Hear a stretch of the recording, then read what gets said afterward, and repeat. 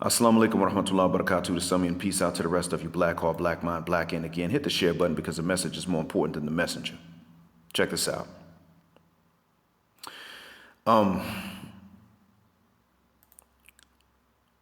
I listened to Obsidian talk to, or the clip, I think they had this talk a while back, but I listened to the upload of that segment where he was talking to the Boogie Man and to Naama Kate about incels. And forgive me if I'm mispronouncing her last name. They were talking about incels, and later on, Edward Anderson, the Reverend Brother Pastor Deacon Dr. Edward Anderson, did a good take on it. So I'm not recording this because I think my take is going to compete with his. I'm not that ambitious. I'm recording this because it's something I picked up on.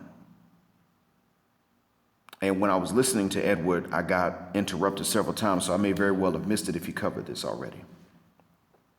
If I play it again, I'll get interrupted again. That's just how these things work.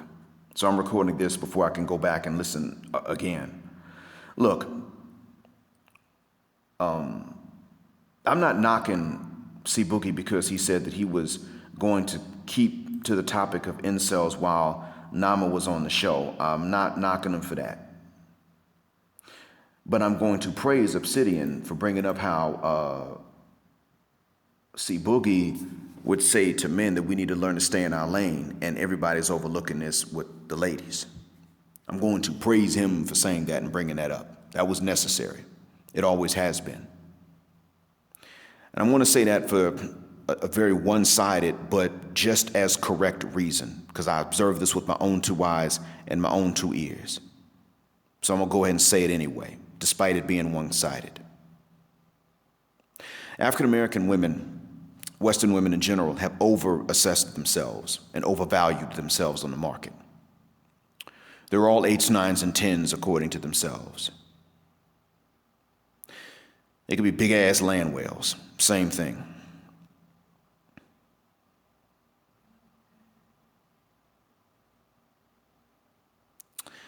Unfortunately,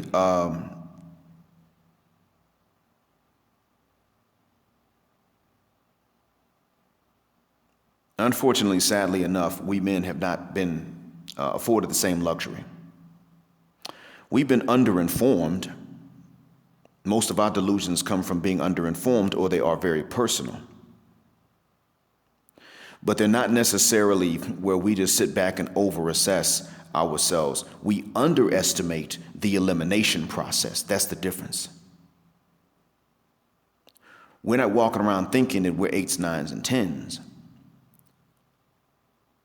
We're thinking that as a 6 or a 7 or an 8 even, that we have a chance in the game, when in fact you got to be a 9 or a 10 among men.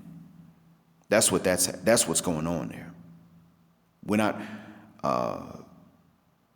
not coming to understand this because nobody's telling us this. We're actually being told at a young age that it's different. No one's saying to us, look, you got a 51% chance of not being with anybody, and that justifies you planning your life by yourself.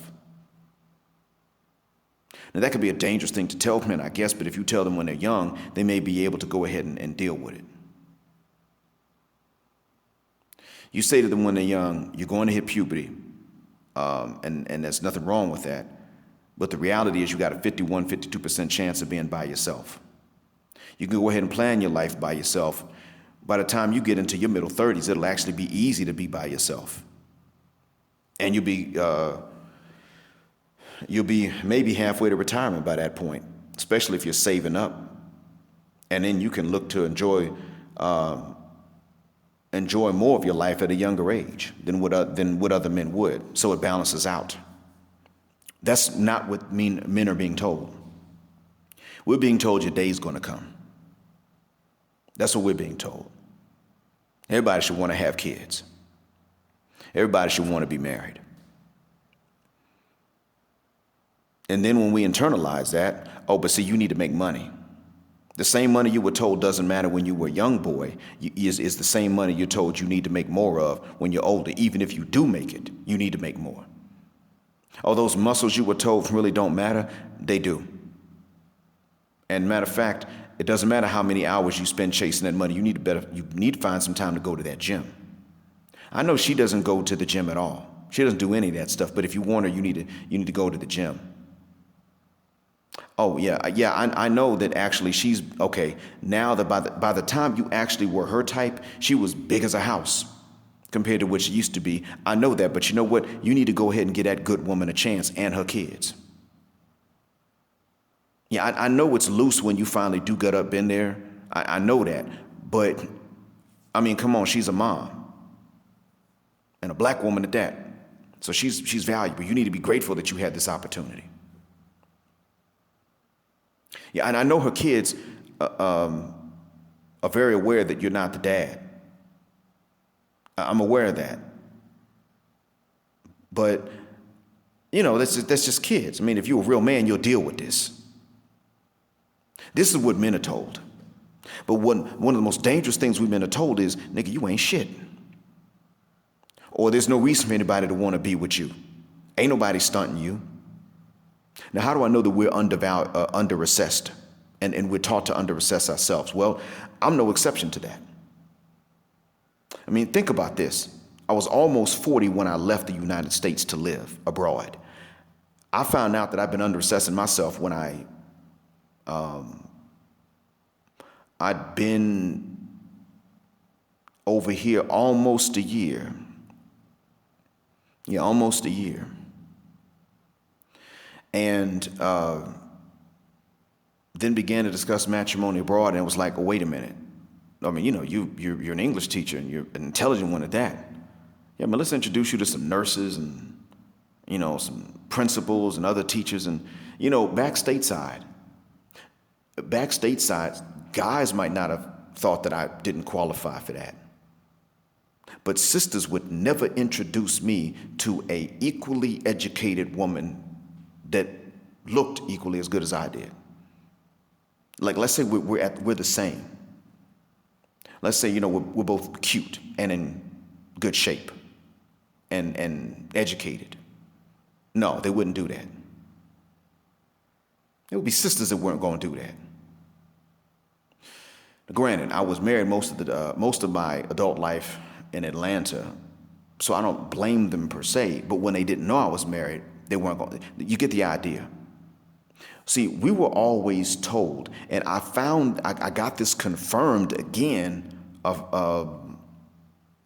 maybe about 6 weeks back, I guess. I don't know how long ago it was, but I was having a conversation with one of my homies in Atlanta and two of my homies from my hometown, and one of them, nicknamed Dark, said to me, Black, you could be hard on them. Because I was pretty much telling him that he deserved better than this lady with whom we went to high school, older than both of us.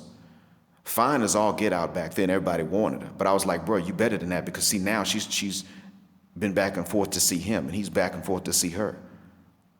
And I'm like, well, I mean, I'm not even saying she's a bad person. As a friend, actually, I think she would be great.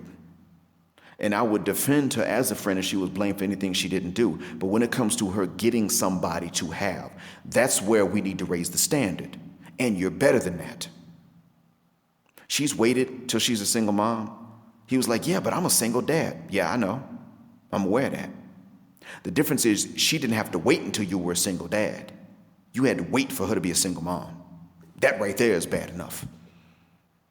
So he told me how harsh I was. And then he dropped something on me last summer, actually.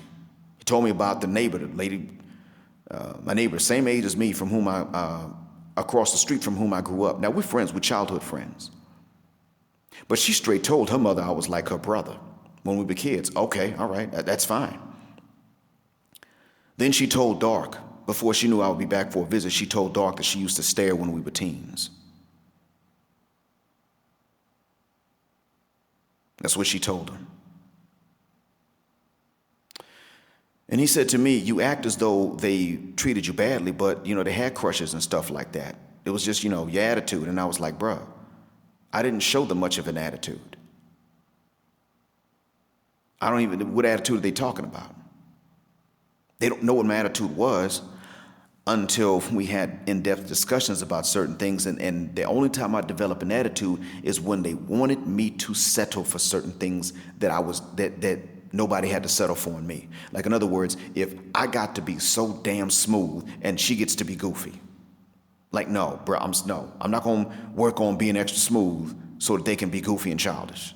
That's when I develop an attitude. So if that's the attitude they're talking about, they still don't have a leg to stand on. But then a few weeks ago, he told me something that was consistent between them. We're talking about just the ones in my hometown. We're not talking about in Atlanta. He told me what was consistent between the ones in my hometown that knew me. They didn't want me to be arrogant about my appearance.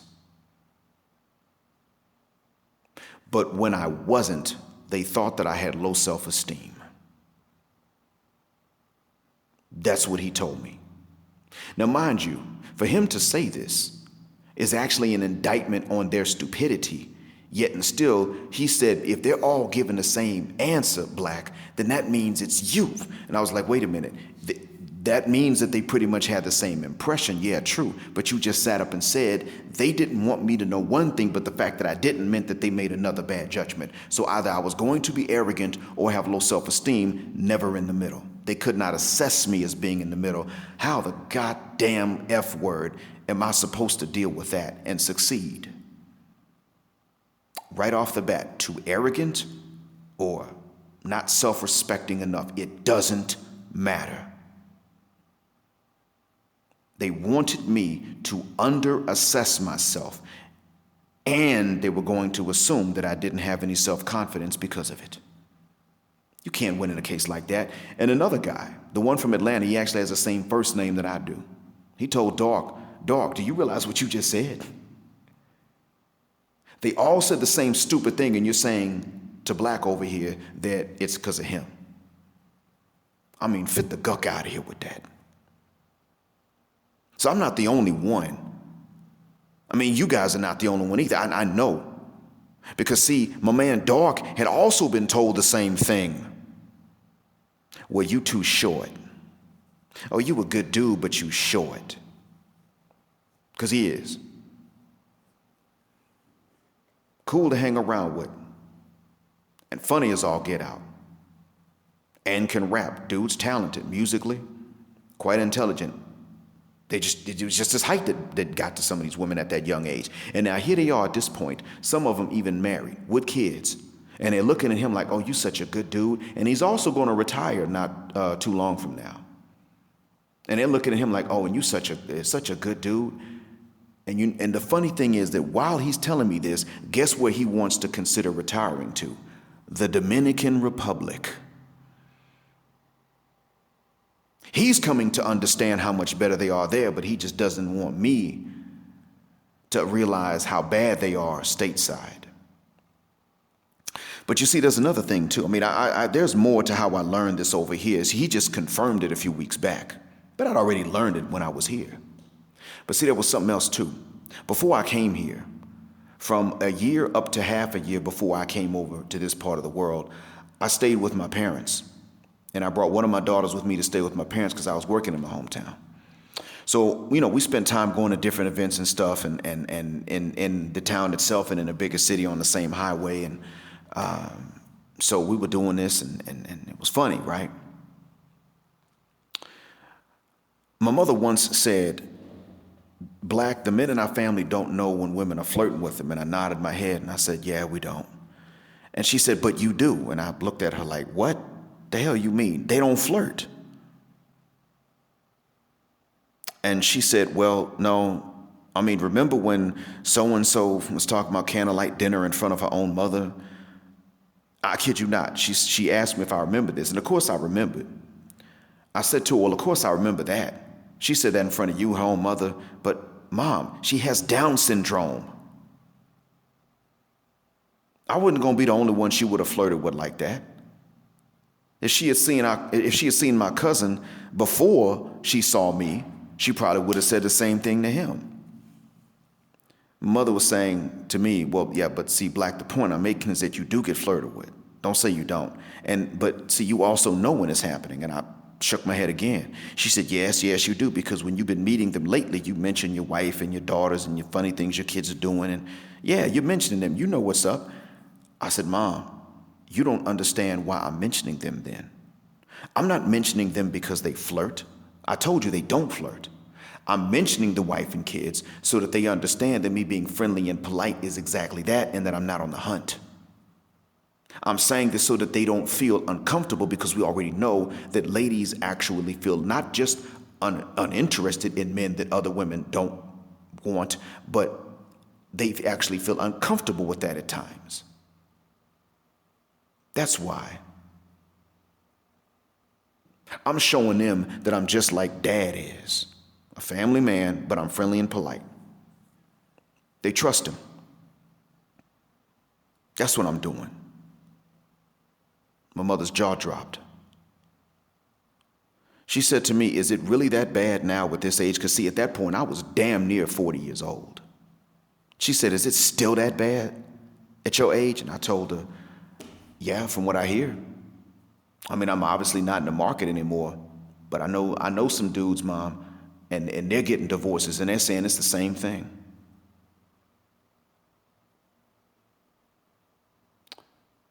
Later on, my mother told me that I had been underassessing myself. But by the time she said that, I was already out of the country. I'm not the only one. Many black men. Dark himself. The other one, same first name as me. And what I want to say about this is that the Boogie Man was wrong about that. A lot of people overassess themselves. No, black men aren't doing that. Now, there are things that black men may hide. That's true. There are things that, individually speaking, black men may not want to disclose. But as far as over-assessing ourselves, no. We may underestimate the elimination process through which ladies put us. That may be true. But see, he's doing that too, because he's not understanding that while he talks about self-improvement, that's not a bad thing. The problem with that is that it doesn't address that if all of us had gym memberships tomorrow and we had results in a year, they still would just eliminate the ones that don't have muscles on top of the muscles. That's all. They're just going to sit back. All they're going to do at every single turn is sit back and just eliminate and eliminate and eliminate. And that has something to do with the way that they are raised and trained. Therein lies the flaw. They can do it if they want, but they can't sit up and do that when they're young, pretty much giving decent men nothing but bad options, and then complain because when they get older, they have only bad options. Even if they're decent, they can't complain about that. They set the game up that way, agreeing that they were only going to compete for the small percentage of men with each other, and that those were the only ones that really were even worthwhile, that they're the only ones who even count. And then when those men are spoiled for choice, or they're just not going to settle, or they can't, whatever the case is, when they get upset. These men see how bad that nature is, and they're not going to settle. Settle for or settle down, and when they're not going to, or they can't later, these ladies going to get upset, they're going to get bitter. And then at that point, they don't have the options. They agreed, as a union would, that we normal guys were only going to have bad options. And then later on, it backfires, and they were upset. And that's what the Boogie Man didn't want to deal with. We underestimate the elimination because we're not told they're going to eliminate the majority of us. We're simply just tricked and deceived into settling for being exactly what they're going to eliminate because we're not told that's what they're going to eliminate. He didn't want to get to that. No, it ain't black men walking around here over-assessing themselves. And that's why I'm so glad Kevin Samuels flipped the script, started telling these ladies, no. You're over-evaluating yourself. What makes you a diva? What other woman in the world calls herself a diva? What's so special about you? How old are you again? And you weigh that much, and you're only that tall, and you got that many kids, and you make this little money, and you got that much debt? And you got this kind of attitude? With these standards, are you serious? I'm so glad he started flipping it on him. Because see, in all honesty, I already knew this from my wife, may God bless her, for telling the truth and being honest. She had said it.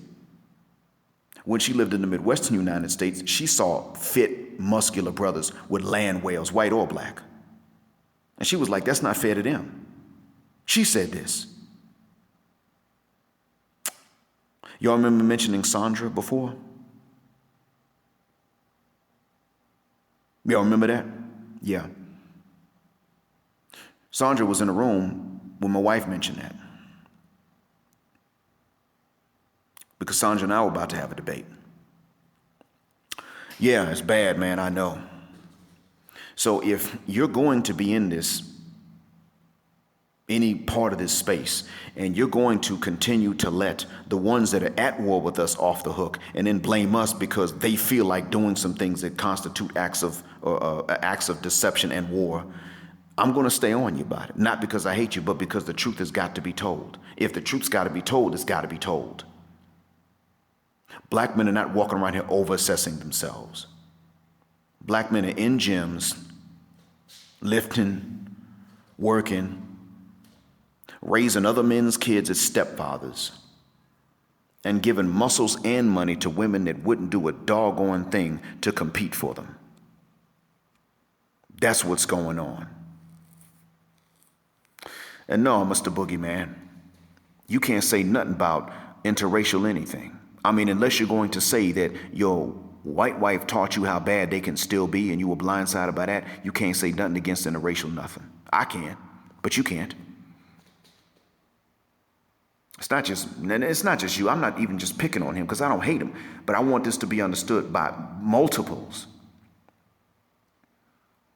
I mean, I don't remember the clip, but Kevin Samuel said I'd been married before, and he admitted to something that he had done as well.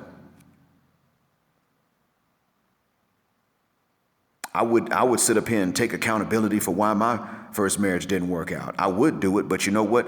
I didn't have time to screw things up. The only thing I did was be a victim of the economy and be broke for a while, and that was enough right there. Someone said, get your money up. There wasn't an option. I mean, I've heard all the rhetoric before, but see, she had talked about being independent and all this other stuff beforehand.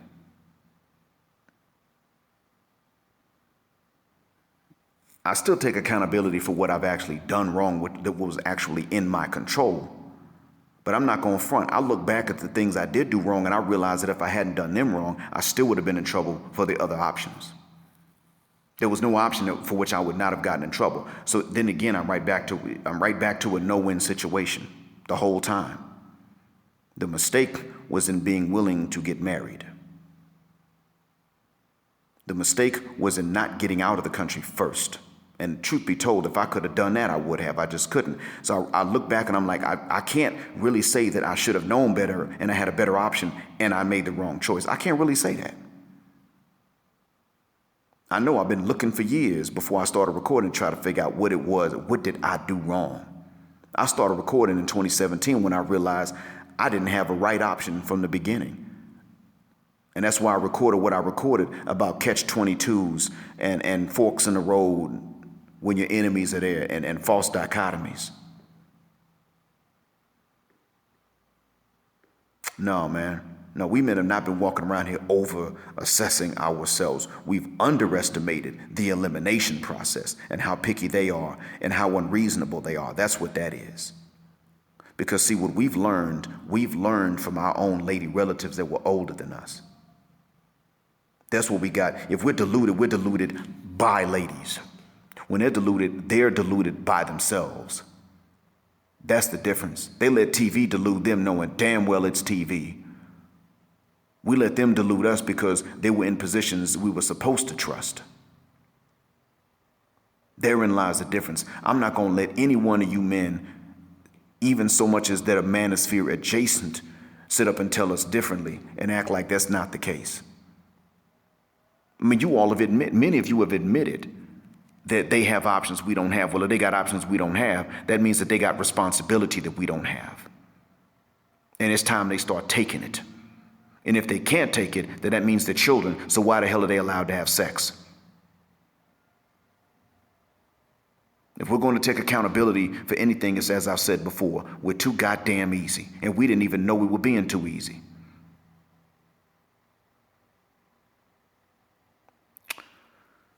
That being said, thanks for listening. Black heart, black mind, black out. Assalamu alaikum and black, heterosexual, non-select, so-called beta male power just because they don't like it.